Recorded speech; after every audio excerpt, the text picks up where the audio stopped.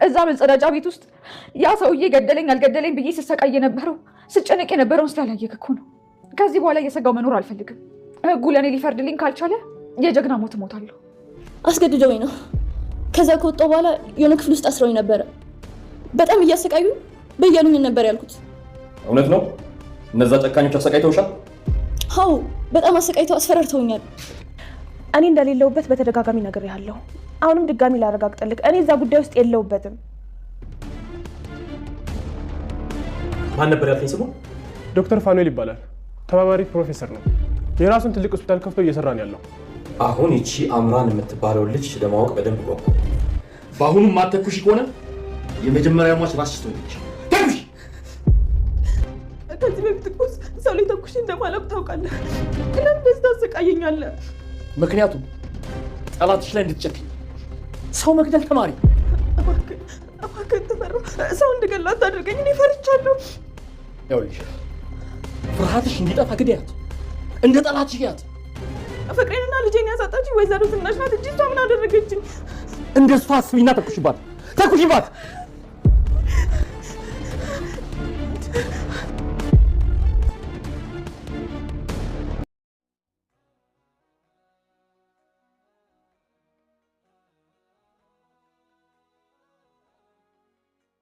አምራን የአቶ ላይኩን ቤተሰብ ካለበት ችግር ውስጥ ለማውጣት ስትል ሌላ ከባድ ችግር ውስጥ ገብታለች። አቶ ላይኩን አቶ ተፈራም ፊት ለፊት ገጥሞት ነበር። አቶ ላይኩን ብዙ እድሎችን ሰጥቼ ነበር፣ ልትጠቀምበት አልቻልክም። በዛሬው እድልህ እኔም መግደል ካልቻልክ ግን ከዚህ በኋላ ተሸናፊ ነህ ብሎት ነበር። ግን ደግሞ አቶ ተፈራ አሁንም ቢሆን ማስፈራራቱን አልተወም። እናም እንደ አቶ ላይኩን ቢያንስ ሴቶቹን የማይደርስበት ቦታ ላይ ማድረግ ይኖርብናል ብለዋል። ከዚህ በፊት በጋዝ አርከፍክፎ ሊያቃጥለው የነበረው ቤተሰብ ኮማንደሩ ሳይሆን አቶ ተፈራ እንደነበረና በኮማንደሩ ስም ሽፋን እንዲሆን የተደረገ ሴራ እንደነበረ ታወቀ። ዶክተር ፋኑኤል እስከዛሬ ድረስ አምራን ከዚህ ሰው ጋር እንዳትጋፈጥ የሚከራከር ቢሆንም ግን ደግሞ አሁን ባየው አሰቃቂ ሁኔታ የተነሳ ከራሱ ጋር መሆን አቅቶታል። እናም እንግዲህ ዶክተር ፋኑኤል ሲምባን አግኝቶት በሚፈልገው ነገር ሁሉ ከጎኑ ሊቆም እንደሚችል ቃል ገብቶለታል። ግን ደግሞ አቶ ተፈራ ስለ ዶክተር ፋኑኤል ምንነትና ማንነት ቀድሞ አውቋል። ስለዚህ የዚህ ከባድ ወንጀሉ ስራ ተባባሪ ሊያረገውም ወስኗል ማለት ነው። አምራንን አቶ ላይኩንን እንድትገል ሽጉጥ ተሰጥቷት ነበር። ግን ደግሞ አምራን ይህንን ማድረግ አቅቷት አይኗን ጨፍና ለመተኮስ ተገዳ ነበር። አቶ ላይኩንም ነገሩን ላለማበላሸት ሲል እዛው እያለች ጥሏት ወጥቷል። እኔን ላትገለኝ ግን ደግሞ ልጅቷን ባታሳቅቃት መልካም ነበር፣ እኔን መግደል እንደማችል አውቃለሁ ሲልም እርግጠኛ ሆኖ ተናግሯል። አምራን አሁን ላይ የሽጉጥ ተለማመጅ ተብላ አንዲት ሚስኪን ሴት ላይ እንዲደቅን ተደርጓል። ያቺ ሴት በምን መልኩ መልሳ ከአቶ ተፈራ ከወጣች በኋላ አቶ ተፈራ ጋር መግባት ቻለች? ሰላም ጤና ይስጥልን ውድና የተወደዳችሁ እንደምን አላችሁ? በያላችሁበት የዓለም ዳርቻ ሰላማችሁ ብዝት ትርፍ ይበል እያልን መተናል። በቅንነት ላይክ፣ ሼር፣ ሰብስክራይብ እያረጋችሁ ቤተሰብ አድርጉን። አምራን ለአቶ ላይኩን ቤተሰብ የከፈለችው ዋጋ መቼም ቢሆን አይረሳም። አቶ ላይኩን ይህንን በሰማ ጊዜ የአምራን ነገር ለቤተሰቡ ከቃል በላይ ሆናለች። አምራን ለዛ ቤተሰብ ስትል ህይወቷን አሳልፋ እስከ መስጠት ድረስ ያደረሳት ውለታ ምን ብናደርግላት ነው? የእውነት እኛ ለሷ በዚህ ልክ መልካሞች ነበርን? ምን አርገንላታል? ራሷን አሳልፋ ችግር ውስጥ ለመክተት የተነሳችው የሚል እሳቤ ላይ እስከሚደርሱ በራሳቸው እስከሚጠራጠሩ ድረስ ለውሳኔ እስከሚቸገሩ አድርሳቸዋለች። በእርግጥም መልካምነት ለራስ ነው። ግን ደግሞ አምራን ያደረገችውን ማንም ሰው ሊያደርገው አይችልም። ነፍስን ቁማር አስይዞ ከአንድ የሰው አውሬ ሰው በላ ከተባለ ሰው ጋር ፊት ለፊት መጋፈጥ ይሄ መቼም ሊገመትም ሊታመንም የማይችል ነገር ስለሆነ ለእናቶ ላይኩን ቤተሰብም ይሄው ነገር እንግዳ ሆኖባቸዋል። ዳጊ ፍቅረኛ የላጣ ነው የሚለው ሀዘን እጅግ በጣም በርትቶበታል። ጩና እሱም ብላ እዛ ቤት ድረስ ሂዳ ይሄ ነገር በመቅጠሙ ዶክተር ፋኑኤልም ቢሆን ጩና ያለችበት ሁኔታ እጅግ በጣም ከባድ እንደሆነ ተናግሯል።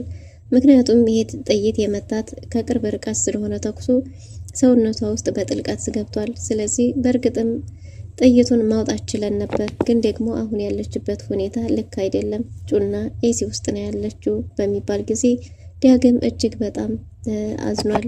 ሀዘን ብቻም አይደለም ሄጄ ፊት ለፊት መጋፈጥ ይኖርብኛል የሚል ውሳኔ ላይ ደርሷል። አቶ ሲምባ እንደዛ መሆን የለበትም፣ ነገሮችን ተረጋግተን ነው እንጂ መሆን ያለበት በችኮላ የምንወስነው ውሳኔ ይሄንን ሰው ልናሸንፍ አንችልም። ስለዚህ አሁንም ቢሆን በእቅድ መመራት አለብን የሚለው የቤተሰቡ አቋም ቢሆንም ግን ደግሞ አሁንም ሌላ እቅድ እስከምናወጣ ድረስ ይህ ሰው ሊቀድመን ይችላል የሚል ስጋት አድሮባቸዋል። እውነትም አቶ ተፈራ አርፎ አልተቀመጠም። የአቶ ለይኩንም ቤተሰብ ሙሉ ለሙሉ ማጥፋት ባለመቻሉም የተነሳ እጅግ በጣም ተበሳጭቷል። አሁን ላይ ሙሉ ቤተሰቡ ሁላችንም ይመለከተናል የሚል አቋም ላይ ደርሰዋል። ግን ደግሞ ሲምባና ናሆም ተገናኝተው ይህን ሰው ፊት ለፊት ተጋፍጠው ማጥፋት እንዳለባቸውና ያለውን መረጃ ይዘው ወደ ሕግ ቢቀርቡ ዳግም እጅግ በጣም ከማዘኑ የተነሳ እንግዲህ ለአባቱ ደውሎ ይህን ሰው አሁኑኑ መጋፈጥ ካለባቸው መጋፈጥ፣ መገደልም ካለበት መገደል አለብን፣ አልበለዚያ እኔ ፍቅረኛ ሞታብኝ አርፌ መቀመጥ አልችልም፣ የሞት አፋፍ ላይ ናት ሲልም ለአባቱ አልቅሷል።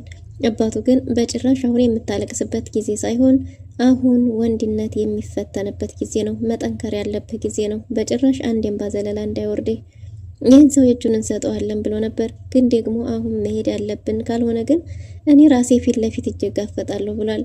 ዳግም የችኮላ ውሳኔው በእርግጥም ያለበት የሀዘን ስሜት ቢሆንም በዚህ መልኩ አቶ ተፈራን መጋፈጥ እንደማይቻል ግልጽ ነውና ናሆም እና ሲምባ ተገናኝተው መጀመሪያ ይህን ሰው ጦርነቱን ከመቀጠማቸው በፊት ቢያንስ ሴቶቹን ቦታ ማስያዝ እንዳለባቸው ተሰምቶታል። ስለዚህ ሴቶቹን ጥሩ ቦታ እናደርግና ከዛ በኋላ የእጁን መስጠት ይኖርብናል፣ ፊት ለፊትም ቢሆን መጋፈጥ ይኖርብናል። አሁን ግን እኛ ከሱ ጋር በምናደርገው ትግል ሴቶቹን ሊያሳጣን ይችላል የሚል ሀሳብ ገጥሟቸዋል ማለት ነው። በዚህ ሀሳብ ናሆም የተስማማ ቢሆንም ናሆም ደግሞ ለአባቱ ማማከር ስላለበት ለአቶ ለይኩን የተፈጠረውን ነገር አማክሮታል። አምራን ናሆምን ላገኝህ አስቸኳይ ነው ብለው ነበር። አቶ ተፈራ በአምራን ላይ ሰላዮችን ቀጥሯል እንዲከታተሏትና ስልኳም ተጠልፎ እያንዳንዱ ሪከርዶቿን የምትንቀሳቀስበትን በሙሉ ያውቃል።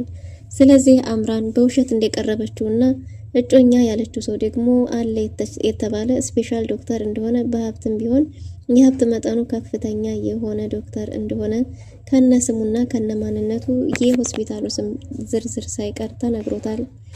አቶ ተፈራም አሁን ላይ እንግዲህ አምራን ለናሆም ሁሉንም ነገር ነግረዋለች። አምራን አቶ ተፈራ ቤት እንደ ቅጠል ላይ ሆና እንደገባችና ከዚህ በፊት ጋዛር ከፍክፎ ሊያቃጥላቸው የነበረው ኮማንደሩ ሳይሆን እራሱ አቶ ተፈራ እንደሆነ አንዳንድ መረጃዎችን እንዲሁም ደግሞ ህጻናቶችን አሳክማለሁ እያለ ወደ ውጭ ሀገር በሚልክበት ጊዜ በህጻናቶቹ አሻንጉሊት ውስጥ አደንዛዥ እጾች እየተደረጉ ወደ ውጭ መውጣታቸውን የተለያዩ የወንጀል መረጃዎችን በነገረችው ጊዜ ናሆም እጅግ በጣም በአምራን ተናዶባታል። ያም የሆነው ምንድነው አምራን ራሷን ችግር ውስጥ እንዳትከት ለሷ በማሰብ እንጂ ጥላቻ እንዳልሆነ ግልጽ ነው ማለት ነው። እና አምራን ግን በውሳኔዋ ጸንታለች ማለት ነው። ለዚህ ቤተሰብ እኔ ራሴ ህይወቴን እሰጣለሁ። ይህን ሁሉ ዋጋ እየከፈልኩ ያለሁት ይሄ ቤተሰብ የራሴ ቤተሰብ ስለሆነ እንጂ ለሌላ ነገር አይደለም። ስለዚህ የቤተሰቤ ደስታ ያስደስተኛል። የቤተሰቤ ነጻነት ለኔ ነጻነት ነው። ቤተሰቤ በችግር ውስጥ እያለ ግን እኔ አርፌ መቀመጥ አልፈልግም። ማናችሁም ምንም እንድትሆኑብኝ አልፈልግም። የጭና ደምም ደሜ ነው። ስለዚህ እዛ ቤት ሲፈጠር የነበረው ነገር ወደ ቤት የተላኩት ሰዎች ሳይቀሩ አቅ ነበር፣ ግን እኔ አንዳችሁ ልትጎሉብኝ ነው ብዬ ጨንቆኝ ነበር እያለች ነው። ናሆም ይህን ነገር እንድታቆም አስጠንቅቋታል። አንቺ ብቻ ሳይሆን እሱንም ችግር ውስጥ ትከቸዋለች። በዛ ላይ ደግሞ ከዚህ ሰው ጋር ይህን የሚያክል መጋፈጥ የለብሽም፣ በጭራሽ እንደዛ መሆን የለበትም ብለው ለማስረዳት ቢሞክርም ግን ደግሞ አምራን በውሳኔዋ ጸንታ አሻፈረኝ ብላለች።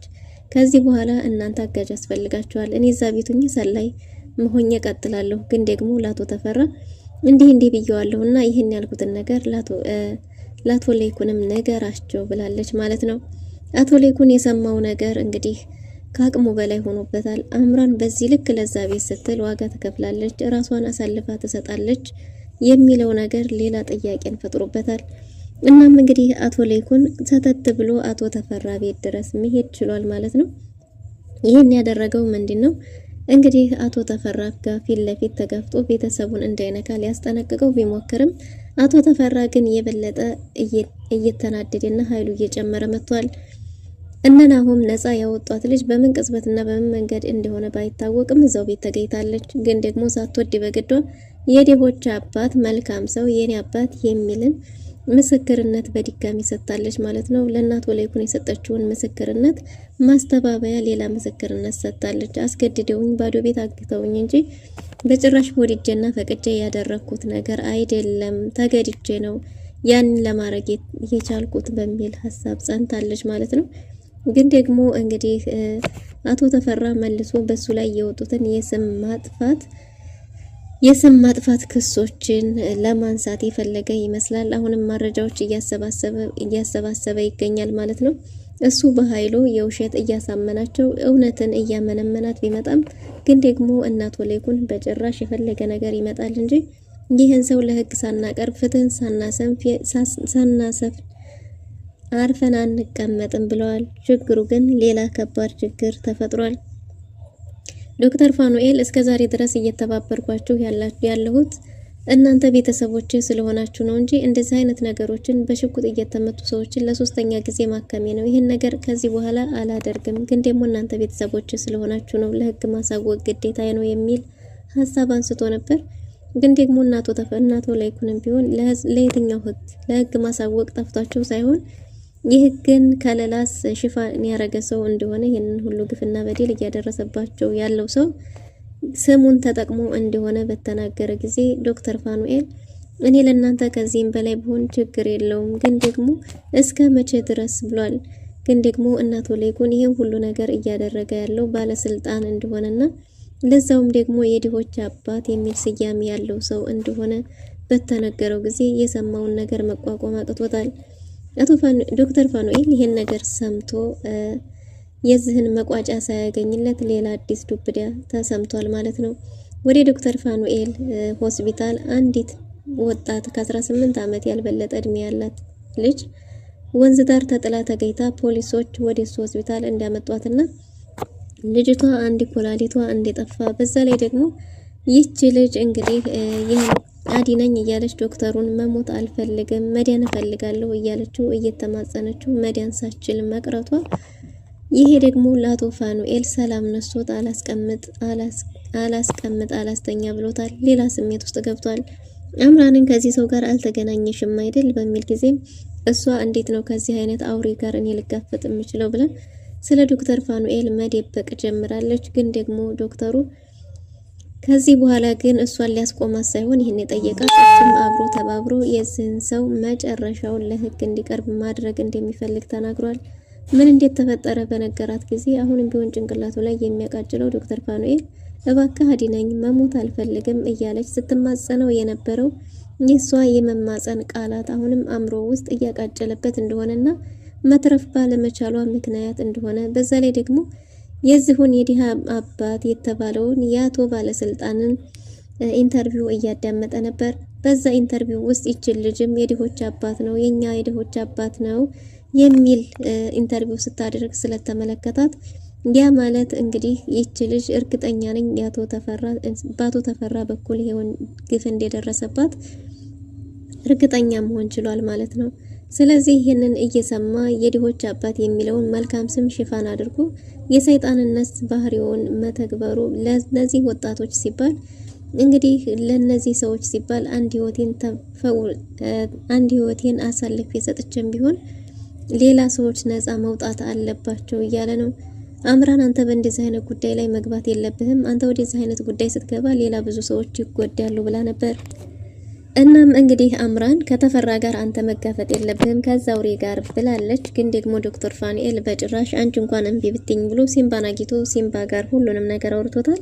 ሲምባም እንግዲህ እኛ ጋር ለመተባበር ያስነሳ ምንድነው የጩና ጉዳይ ነው ወይ ቢለውም የጩና ጉዳይ እንዳልሆነና ወደ ሆስፒታሉ ስለመጣችው ልጅ በነገረው ጊዜ ፎቶ አነሳ ወይ መረጃ ያስፈልገን ነበር ብሎት ነበር። ግን ደግሞ ዶክተሩ በዛ ሁኔታ ሆኖ ፎቶ ማንሳት እንደማይችልና ግን ልጅቷ ህይወቷ እስከሚያልፍበት ድረስ እባክህ አዲነኝ መሞት አልፈልግም እያለች ስትማጸነው እንደነበረ እነሱን የሚያግዛቸው ከሆነ ህግ ፊት ለፊት ቀርቦ ራሱ ምስክርነቱን እንደሚሰጥ ቃል ገብቶለታል። ግን ደግሞ ችግሩ ምንድነው? አቶ ዶክተሩ ቀድሞ አቶ ተፈራ ስለ ዶክተሩ ማንነት አውቋል። አምራን ወደ አቶ ተፈራ ቤት በሄደች ጊዜ እንደዋሸችና ግን ደግሞ የአቶ ላይኩን ቤተሰብ እንደሆነች እጮኛዋም ዶክተር ፋኑኤል እንደነበረ ነግሯት ነበር። እሱ ከዚህ በኋላ ከአቶ ተፈራ ጋር እንደሚሰራ ወዶ ሳይሆን በግዱ ከኔ ጋር ይሰራል እያለ ነው። አምራን ለእናቶ ለይኩን ቤተሰብ ሆናለሁ ስትል ራሷንም ሌላ ከባድ ችግር ውስጥ ከታለች። አቶ ለይኩን ወደዛ ቤት በሄደ ጊዜ ፊት ለፊት ተገናኝተዋል። አቶ ለይኩን ከቤተሰቤ ላይ ራቅ፣ ካልሆነ ግን በእጅ ነው የምትሞተው ሲል ፊት ለፊት ተጋፍጦታል። አቶ ተፈራም እንዲያንተ የታገስኩትም የለም ፊት ለፊትም ደግሞ መጥቶ የገጠመኝ የለም እያለ ነው። እናም እንግዲህ ሊገለው እንደሚችል ቢናገርም አንተ በጭራሽ እኔን መግደል አትችልም ብሎ አቶ ለይኩን በድፍረት ተናግሯል ማለት ነው። በስተመጨረሻም ለአምራን ሽጉር ሰጥቷት በይ እንግዲህ ጮኛሽን የምትወጁን ሰው አሳልፎ የዳረብሽን ሰው ግዴ ተብላ ሽጉር ተሰጥታ ነበር። አምራን ግን ጨክና መተኮስ አልቻለችም። ግን ደግሞ አምራን ላይ ሽጉጥ ደቅኖ አንቺ እሱን የማትገየው ከሆነ እኔ እገልሻለሁ ባላት ጊዜ አይኗን ጨፍና አምራን ተኩሳ ነበር። ደስ የሚለው ነገር ግን ጥይት አልነበረውም። በዚህ ሁኔታ ላይ የነበረችው አምራን እንግዲህ አቶ ለይኩንም በእርግጥ ልጅቷን አላዝንላትም፣ ለልጅ የምትገባ ሚስትም ስላልሆነች ነው እሱን እንድታገባ ያልፈቀድኩት። ግን ደግሞ ልጅቷን ከምታስጨንቃት እኔን እንደማትገለኝ እርግጠኛ ነኝ፣ አውቃለሁ። ብዙ እድሎችን ሰጥቻለሁ፣ ግን ደግሞ ልጅቱን ባታሸማቅቃት ጥሩ ነበር። ከዚህ በኋላ ከቤተሰቤ ጋር የማትርቅ ከሆነ ብሎት ነበር። ግን ደግሞ ተፈራ እየቀደመ ነው እንጂ እየቀደሙት አይደለም ያለው። እውነት እንግዲህ ለመውጣት ጊዜ ትፈጃለች። እስከዛ ጊዜ ግን በጣም ብዙ ምስኪኖች እያለቀሱ የዲሃ አባት የተባለው ሰው የዲሃ ጨራሽ በሚል ስያሜ ቢሰጠው መልካም ነበር። ግን ደግሞ ነፃ ወጣች የተባለችውም ሴት መልሳ እነሱ እጅ ገብታለች። ወይዘሮ ዝናሽ ይህን የሰማችው ነገር እጅግ በጣም አሳዝኗታል። ወይዘሮ ዝናሽ ሽጉጥ መማር እፈልጋለሁ እያለች ነው ለአቶ ለይኩን። ግን ደግሞ አቶ ለይኩን ቤተሰቡን ሌላ ቦታ መውሰድ እንደሚፈልግ ቢናገርም ኑሐሚን ቢያንስ እንደ ጀግና ተፋልመን ማሸነፍ እንኳን ቢያቅተን እንደ ጀግና ተፋልመን መሞት አያቅተንም ብላለች እንጂ በጭራሽ አንሰደድም እያሉ አሸንፈዋል። አምራንን ያችን ሴት ግዴይ፣ ይቺ ሴት ወይዘሮ ዝናሽ ናት፣ አቶ ለይኩን ቤተሰብ ነው ብለሽ ለጥላት መጨከንን ጀግና መሆንን መለማመድ ያለብሽ ተብላ ተኩሽ አጣብቂ ችግር ውስጥ ገብታለች። አቶ ተፈራ ወደ አቶ ለይኩን ቪዲዮ ልኮላቸዋል። በላከው ቪዲዮ ማስተባበያ የድሆች አባት የሚለው ነበር። አቶ ለይኩን አምራን እዛው ጥሏት እንደመጣና ችግር ውስጥ እንደምትገባ እጅግ በጣም ተጨንቋል። እውነትም አምራን ሰው እንድትገል ግዴታ እያስገደዳት ይገኛል። አምራን ጨክና እዚህ ምስኪን ልጅ ላይ መተኮስ ትችል ይሆን? አምራንስ በምን መንገድ ከዛ ቤት ነፃ ሊያወጧት ይችላሉ የሚለውን በቀጣይ ክፍል ይዘን የምንመጣ ይሆናል። ለዛሬ የነበረን ቆይታ ይመስል ነበር። መልካም ጊዜ